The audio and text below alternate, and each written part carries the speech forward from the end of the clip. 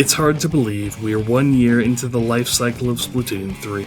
After a long wait between entries, was it worth it, and how has the new approach to content rollouts worked out? Today, we'll tackle those questions and everything in between as we once again dive into Nintendo's breakout new IP. If you're unfamiliar with Splatoon, it's a movement-focused shooter where kills aren't the primary focus. There's always some other objective to rally around, and covering the ground in your team's ink is the best way to achieve it. Looking for a deeper explanation, including what changed between 1 and 2? I've got a video covering the first 2 games that'll bring you up to speed. So what's changed from 2 to 3? There's the obvious. New city, new idols, new shops, new maps, new story, you know the drill. One of the most impactful changes is in the game's overhauled lighting engine. It's more true to life than its predecessors, and in a colorful game like this, that contrast, along with subtle refinements to menu and HUD elements, really makes the visuals pop. A lot of work was done on the game's interface that makes it more pleasant to use and readable amidst the game's frantic action. The gear menu's sorting options are much better, showing items per category rather than in a clump of every item at once, and the general flow of overworld navigation has been improved thanks to the gear menu being accessible almost anywhere. All deaths are now marked with a color-coded X, and team wipes, yours or your opponent's, are made crystal clear. Ally specials have markers right on the map. They were announced in prior games, but not exactly where they were used, and it was very easy to tune the pop-ups out. An eye-catching X marks death on the HUD, which is switched from using 3D models of weapons to unambiguous 2D weapon art for extra clarity. There's also no ambiguity with disconnects anymore. A disconnected player's icon turns completely blank, and if it's within the first minute of a match, the whole match will be cancelled outright.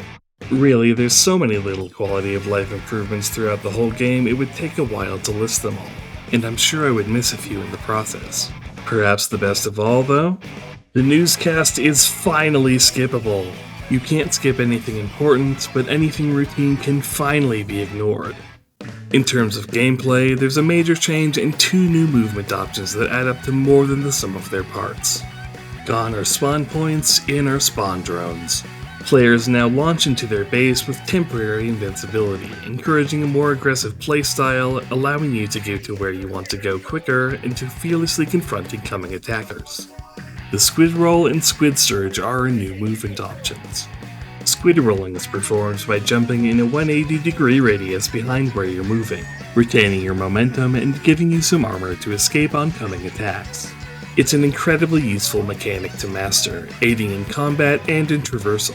This ability alone makes it tough to return to prior entries. I wish I could say the same for the Squid Surge, but unfortunately it's a lot less useful in comparison. Hold B well on a wall and you'll quickly swim up and jump out of the top with some armor. There are instances where this is useful, like cutting through enemy ink or inked walls, but it's still faster to mash B to ascend, not to mention another problem we'll tackle later. Still, it has its uses, and its biggest problem has nothing to do with the ability itself. All the core game modes from 2 return here, some altered and most virtually unchanged. Turf War, Splat Zones, and Tower Control are the same as we saw them in 2. Rainmaker has an additional checkpoint to conquer, making early knockouts more difficult, though not entirely impossible. Clam Blitz has a few major changes. Power clams now require 8 clams instead of 10, with bundles on the ground spawning 3 instead of 4. All clams in play are displayed right on the HUD, and when a goal is opened, there's a bright glow and musical cue to make it more obvious to all players. It still doesn't count if the ball touches the goal at the end of overtime, though. Salmon Run has also seen some major changes. It's now open 24/7 and introduces 4 new standard boss salmons. Like their predecessors, these serve to teach players about mechanics they'll commonly see in regular matches and add to the frenzied boss management the game mode has been known for. If only one player is still up, it's made loud and clear immediately. The biggest improvement, though? Egg throwing. With the cost of a bomb throw, you can now launch a golden egg directly in front of you. It can't be used thoughtlessly, and old strategies will still reward you handsomely, but this simple maneuver changes the dynamics of the mode dramatically.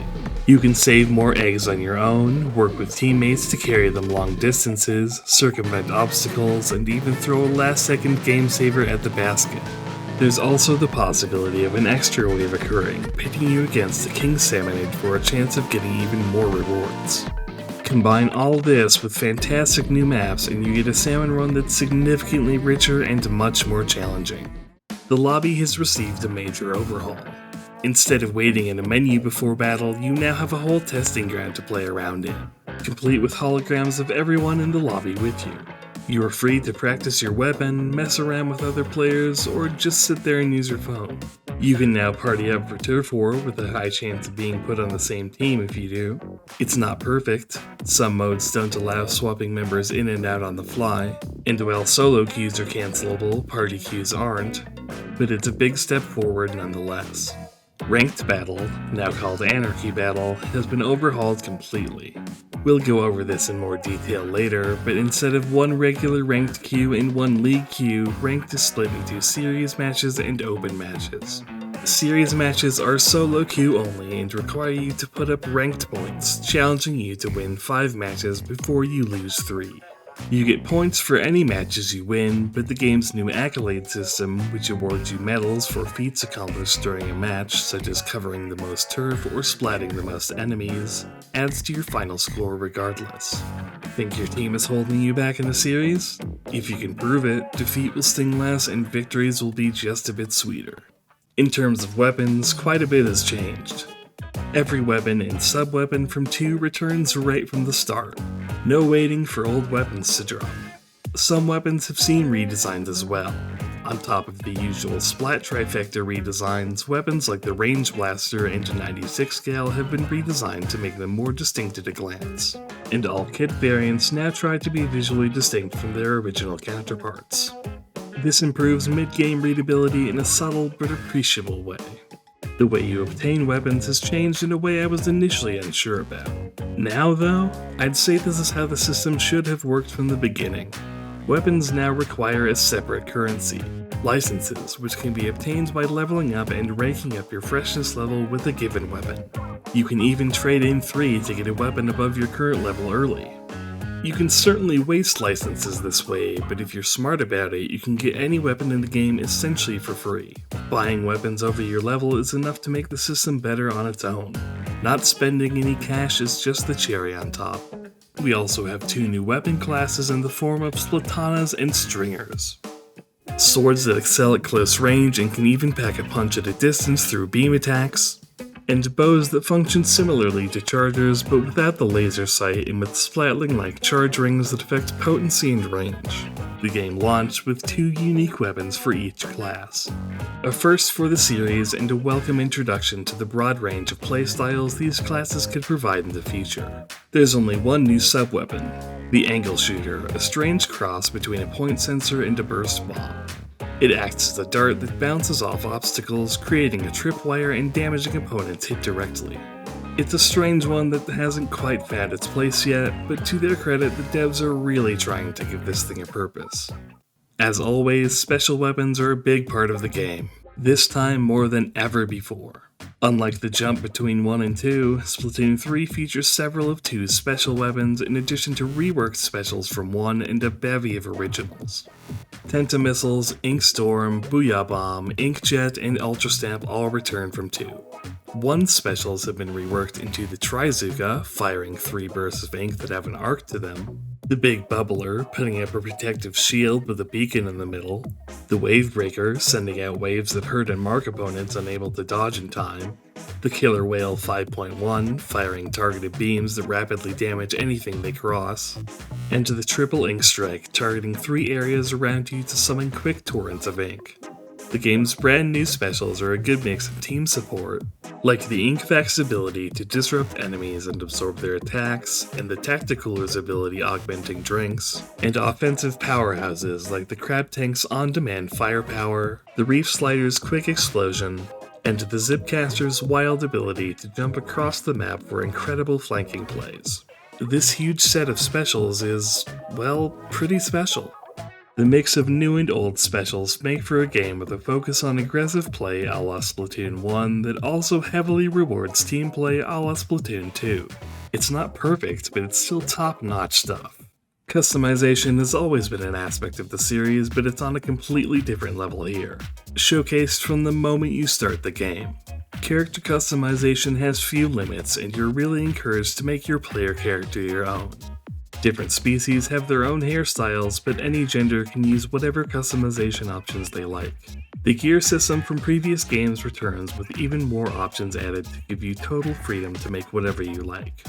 Main abilities can be replaced, gear can be leveled up by buying another copy in the store instead of relying on the ever-rare snails, and ability chunks are so much easier to come by, being guaranteed on Salmon Run rewards and awarded for leveling up finished gear. Customization also extends to the new player banners and player lockers.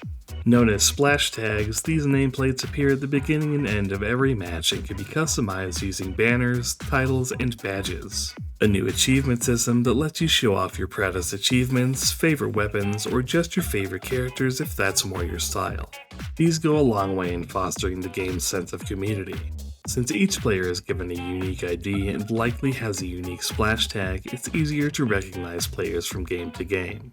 And prolific creators in the plaza now have a defense against copycats.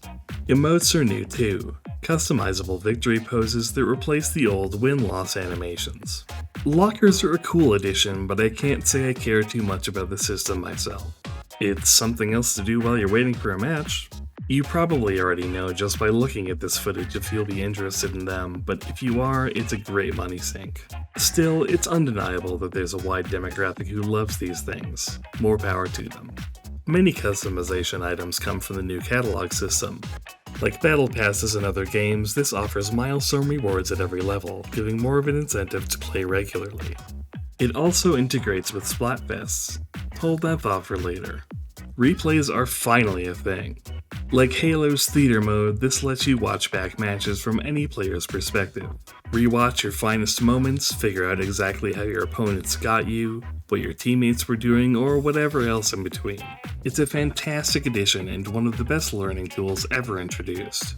Being able to share these replay codes is invaluable, enhancing their value as a learning tool and providing another method of community engagement. It helps that these replays work really well. Mostly really well. Table Turf Battle is the final major addition, a collectible card game that, well, I'll be honest, I don't have much interest in CCGs on a good day. I have even less in one with no online matchmaking, where my only online experience was waiting in an open lobby for half an hour, getting trounced and ditched. It doesn't help that the in-game tutorial for the mode isn't great at explaining how it works and that it's really out of the way in the plaza. It seems well thought out, but you're going to have to go elsewhere to learn more if it caught your fancy. Unlike the previous games, which rolled out small content updates on a week-to-week basis and bigger ones month-to-month, Splatoon 3 moves to a seasonal format for its updates. I have some thoughts on how this has been handled so far, but before we dig into that, what did each new season bring to the game? To start, the beginning of every season brings us 2 new maps, typically one returning map from a previous game and one brand new map, new catalog rewards, new and returning gear, and some brand new weapons. Typically, some quality of life changes are also implemented in these patches, though the mid-season balance patches occasionally bring us minor QOL as well. Season 2 brought us the game's first big run, a special Salmon Run event that takes place on a regular map. These have started to take place in the first month of the season ever since, and I'm a bit mixed on them. Using regular maps as Salmon Run stages is novel, but that's the only twist to them. No new bosses, no new wave types. The novelty of a familiar map twisted for Salmon Run can wear out quickly. Unless you're already dedicated to the mode, I can see why this wouldn't be as exciting to the player base at large as a Splatfest, and why the top scores keep creeping higher every subsequent event. Season 3 brought us a fair number of additions. A jukebox for lobby music selection, online play for Table Turf, and pools for the lobby. Groups anyone can join with a keyword that makes coordinating large groups and building a community easier. It also, surprisingly, brought us 2 new specials. The revamped Kraken Royale, losing its one-hit jump attack and requiring startup and end lag in exchange for a much larger body and a new charge attack that blitzes through obstacles, And the Super Chump, a cannon that fires a dozen decoy bombs that explode quickly after landing. The Kraken's return is nice, especially since its major problems have been remedied. It wasn't without issues at first, but it's in a great spot today as something of an anti-special brawler. I wish I could say the same for the Super Chump. It has its uses, but it's generally regarded as the weakest special in the game and is a lot more situational than other specials, mostly finding use as a distraction when used in combination with other specials. On the Salmon Run front, this season's Big Run introduced a new King Salmonade in Ouroboros, new customization options, and the Extra Work mode. Timed challenges where players compete to collect the most golden eggs in a preset 5-wave run. Like Big Run, it's great if you're already invested, but not particularly exciting if you aren't. It didn't help that the first event didn't have matchmaking either, requiring interested players to have a group already or join in a pool to play. Season 4 brought us 2 major additions. Anarchy Open got the ranking functionality League Battles had in 2, a long overdue but appreciated addition. The biggest addition this season is the new Challenge mode, pitting participants in matches with unique mutations. Anything from increased jump height, one quick charging special only, random weapons per match, and more. These mutations are awesome. Not all of them will be great, obviously, but there's a reason other games have done things like this for years at this point. What's less awesome is the limited time these challenges run for, and I do mean limited. Because they had to account for a worldwide audience, challenges run at extremely bizarre times that make it difficult for players to catch even one of the 3 allotted time slots per event. Midnight in the middle of the week? Noon in the middle of the week? It's maddening how inconvenient these time slots are. Challenges should absolutely be on their own localized time slots to ensure as many players as possible from around the world can compete instead of forcing everyone to conform to a schedule that pleases nobody. Which brings us to the current season, which uniquely had a Splatfest and a Big Run in the same month for the first time, as well as a bunch of little quality of life updates, and the new Grizzco dually is debuting in Big Run. Overall, I'm mostly in favor of the new seasonal format for updates over what we got in Splatoon 1 and 2. Besides the smaller changes being doled out all at once, it's not too dissimilar from how big updates were handled in those games. The only difference there is that now we have advanced notice that a large-scale update is coming. It's the smaller changes that are really in contention here. Is the old kit and map rollout better, or is the new one? For kits, the new approach is certainly my preference. I recall waiting for one data mined kit for weeks in the Splatoon 2 days, barely caring about any kits that came out in between as a result. That's just me though. New kits at regular intervals might fuel someone else's desire to play more than having a lot dropped at once at the start of every season, and I can understand why that approach is appealing. Especially since there are fewer alternate kits added every season. I think most would agree though that 1 and 2's approach of adding a new map roughly every month was more exciting and would definitely add something to look forward to while a season is ongoing. So what else is good about Splatoon 3 that I haven't brought up already? The game's story mode for one. It takes cues from the previous entry's single-player campaigns and 2's Octo expansion to create the best base game campaign in the series yet. Baking you out with what looks like a typical Get the Zapfish campaign before casting you into Alterna, an ancient human bunker that suffered a catastrophe and is leagues more interesting than the Octarian settlements of past entries, both conceptually and in terms of exploration. Progression is well paced. You're generally free to do whatever stages you like so long as you have enough power eggs to dispel the fuzzy ooze that covers the landmass, leading to additional stages and hidden treasures. Stages take more cues from the Octo expansion, often challenging you to get out of your comfort zone and use different weapons for a greater reward. I won't spoil anything else, but the story you follow along the way is a fun, crazy ride, and although it's not as tough as the Octo expansion was, it's still a huge step forward. The theme of Splatoon 3, as decided by 2's final Splatfest, is chaos. Adhering to the strict dictionary definition of chaos isn't really viable for an enjoyable video game, especially a competitive one. Having parameters constantly fluctuate at random during every match would just result in an unfun mess. So the devs did the next best thing and tried to adhere to the colloquial definition of the word. The world in Splatoon 3 leans heavily into the post-apocalyptic side of the series. Starting us off with a player character wearing torn clothing in the middle of a desert, into a city with a mishmash of different buildings and an unusual layout. The new city, new idol group, story mode shakeup, and especially the patchwork look of the UI do wonders in expressing the game's theme. And there's no better example of the positive side of chaos than the game's Splatfests. Whenever they occur, the plaza lights up with the biggest, most unique celebration the series has seen to date. Floats carrying the members of Deep Cut flying around the plaza, each bringing their unique musical styling wherever they float by, culminating when the three harmonize into a performance of the aptly named Anarchy Rainbow at halftime.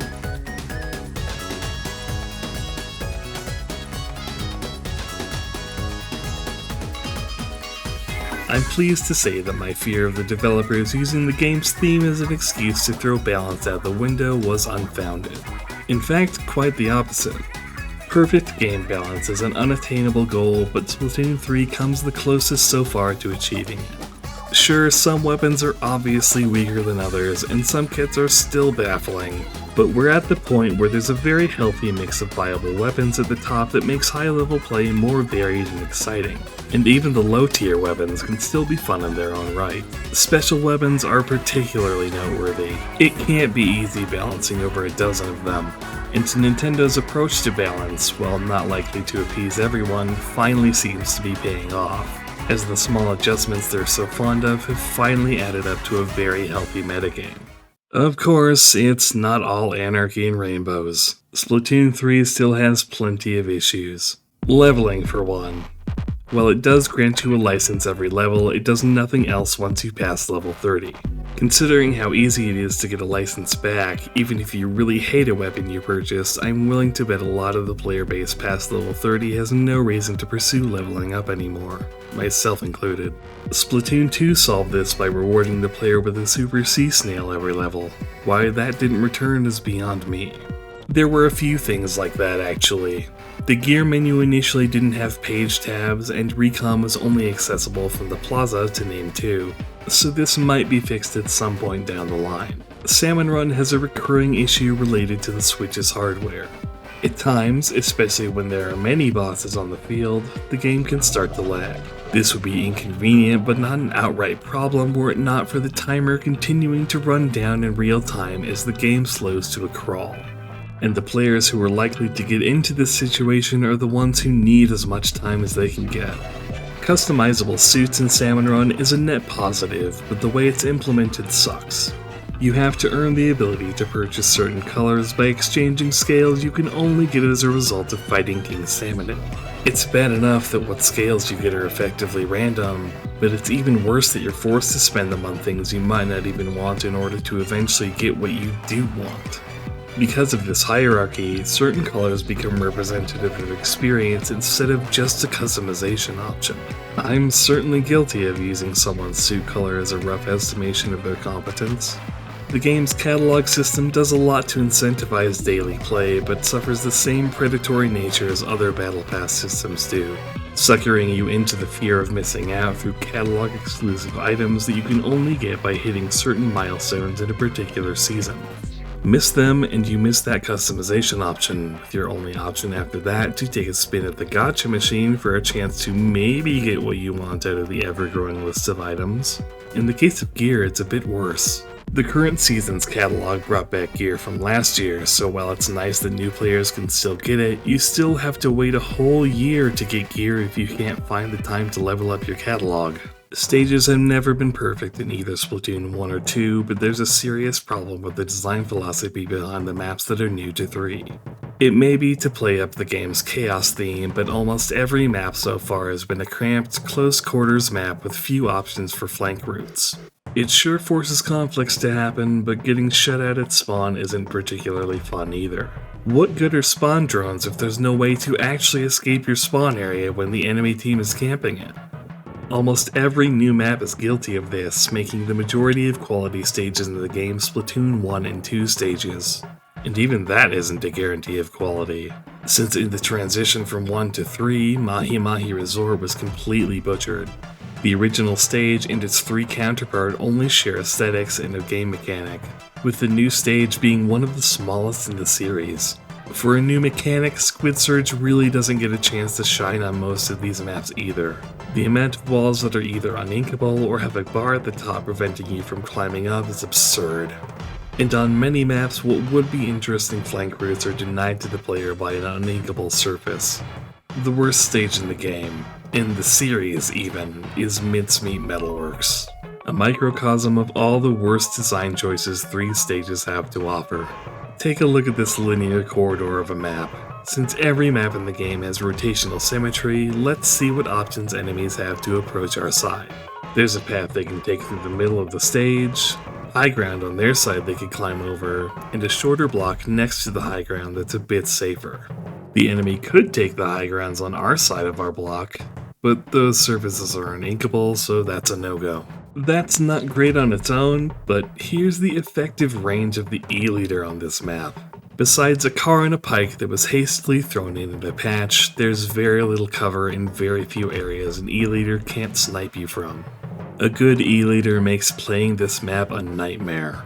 There's not many safe options to approach from, and the only way to reach the perch is to cross a dangerous grate into enemy territory. At least that car prevents snipers from targeting you on that part of the map, right? Whoops. Oops. Not all stages are this bad, but the lack of flank routes especially really hurts the experience. There are a lot more map mode combos in 3 I'm willing to skip than there were in 2, and I'm sure I'm not alone in feeling that way. Really, maps and modes have long been in need of separation. It's nice that knowing a map's layout in Turf War can help you prepare for it in another mode, and maybe that aspect should stay. Configuring maps to work specifically for Turf War and one other mode seems like an ideal compromise, allowing the devs to make fewer maps that are specialized to be a perfect fit for their assigned game mode instead of forcing one design to work for every mode. While there's no chance of this happening until a sequel, not all is lost. This season's new maps, Ship-Shape Cargo Co. and Crableg Capital, are somehow 2 of the best in the series. They're not perfect, but they're such a big step up it's hard to believe the same team designed these 2. There's also always the possibility of maps getting major renovations, like some did during 1 and 2's life cycles. The new ranked play system has some very serious problems. Rank split no longer being a thing is mixed. An S+ tower control player is probably not going to be C- in Clan Blitz, but there's no guarantee they know the ins and outs of it either. Ranks can no longer go down either. It's possible and even likely for players to be placed far beyond their skill level, putting themselves and their teammates at a disadvantage. Since you only get 1 emergency rank down per season, if you get too high up twice, you're stuck until the next season. Auto rank downs at the end of a season aren't great either. Rank decay has a purpose, but hurts both active and lapsed players. Someone who is playing ranked at the end of a season doesn't magically get worse the day it rolls over, and matches at the start of a season are crazy unbalanced as a result of the scramble players in S have to make it back to S+ just to play X battles again. Likewise, someone who is in S+ and stopped playing for a few seasons isn't likely to fit in with the C tiers when they return, who, in turn, are now at a disadvantage themselves. On the plus side, the separation between series and open play does help a lot for solo players and friend groups, although that has its issues too. If all you play is open and your rank up battles, you only have to win 50% of your matches to maintain a positive score, contributing to the problem of ranking up being much easier than it should be. Especially in open, matchmaking doesn't always seem to take rank into account at all, resulting in random matches where sometimes you're matched with ultra god tier opponents and other times you're matched with players who lose object permanence the moment you slip into ink. It's gotten better since the switch to a league battle-like system, but those frustrating swings are still alive and well. Well, I couldn't put off talking about this forever. Splatoon 3 uses Nintendo's new networking system, and to say there have been growing pains is a massive understatement. Especially around the beginning, there was an absolutely unacceptable amount of communication errors in all sorts of places. before matches, during matches, accessing lobbies. It was to the point where, at launch, the plaza was littered with posts joking about the infamous pop-up, and every possible internet venue has complained about how bad things were. Matches being cancelled if a disconnect happens early is great, but it gets grating when it happens every other match. I've seen reports of people dropping the game because their internet connection simply wouldn't cooperate, and I don't blame them in the slightest. Things have improved since launch, thankfully, but we're paying $20 a year for this. This should not be an ongoing problem for a service we have to pay for. Finally, there's Splatfests. Don't get me wrong, I still love doing these events every month, especially with friends, but there have been a lot of changes this time around, and while they're well-meaning, not all of them are handled gracefully. Every Splatfest so far has been worldwide, and I'm guessing that will be the case until the final Splatfest of 3's life cycle. This has benefits, but it's mostly detrimental. Being able to play with any friend around the world is cool, but Western players have complained about being match-made with Japanese players for ages, and this certainly doesn't help with that. The themes are negatively affected by this and the shift to a 3-subject format. The 3-subject format isn't bad on its own, but when your Splatfest theme needs to be universally understandable around the world, the range of topics you can cover is drastically reduced, and even understandable ones get twisted in odd ways. There are some good ones. Topics like rock, paper, scissors, or the game-themed Pokemon and Zelda Splatfests are great. For taste sensations though, does spicy versus sweet versus sour sound right? Or the biggest stretch so far, which of these is real? Nessie versus aliens versus Bigfoot?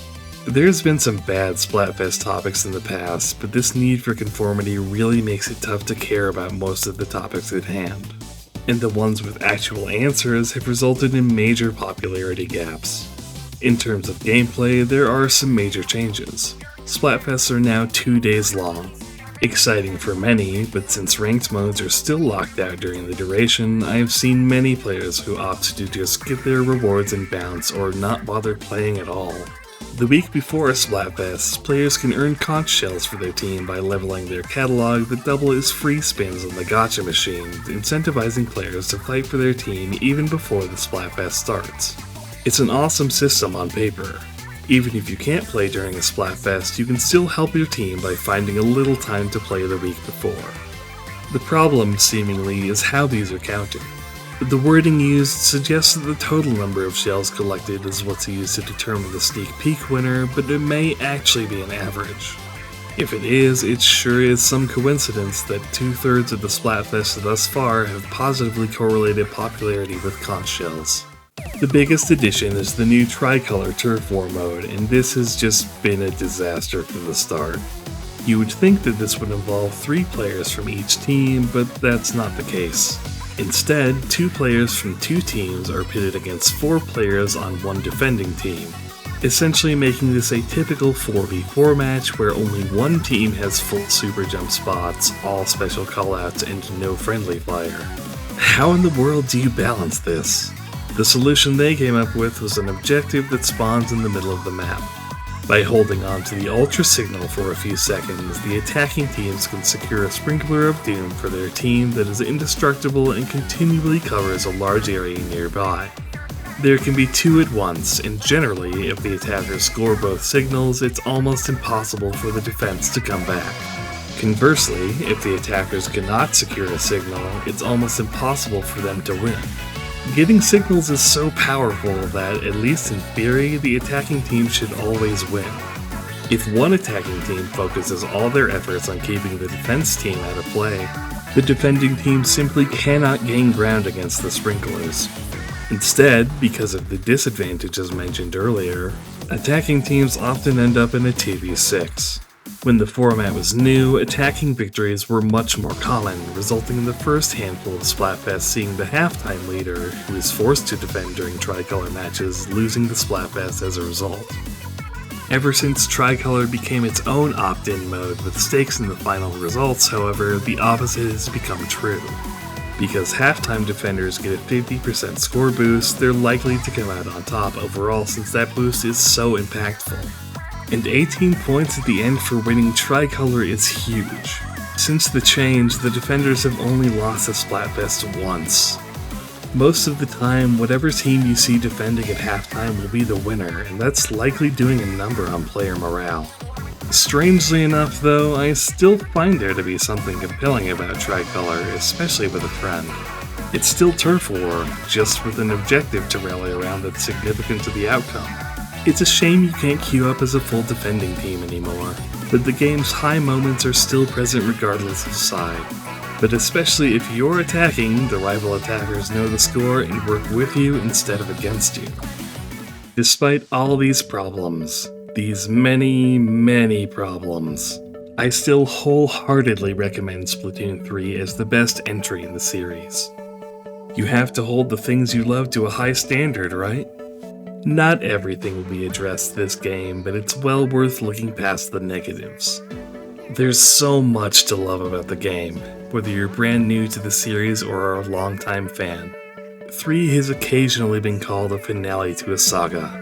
If this is the cap to the first 3 games, it's fitting that, in many ways, it feels like a big celebration of the series overall, and potentially a send-off to an old style. In any case, the game's life cycle is still ongoing. You're looking at least another year of the best iteration of Splatoon's core gameplay yet, and we've still got the Side Order expansion to look forward to next spring. Happy 1 year, Splatoon 3. Here's to another fantastic year. If you've made it this far, thank you for watching. If you enjoyed the video, I would appreciate it if you could leave a like and or comment down below. And if you want to see more of these long-form analysis videos, please consider checking out my other content and subscribing for more in the future. Until next time, I'm Forma, and those are my thoughts.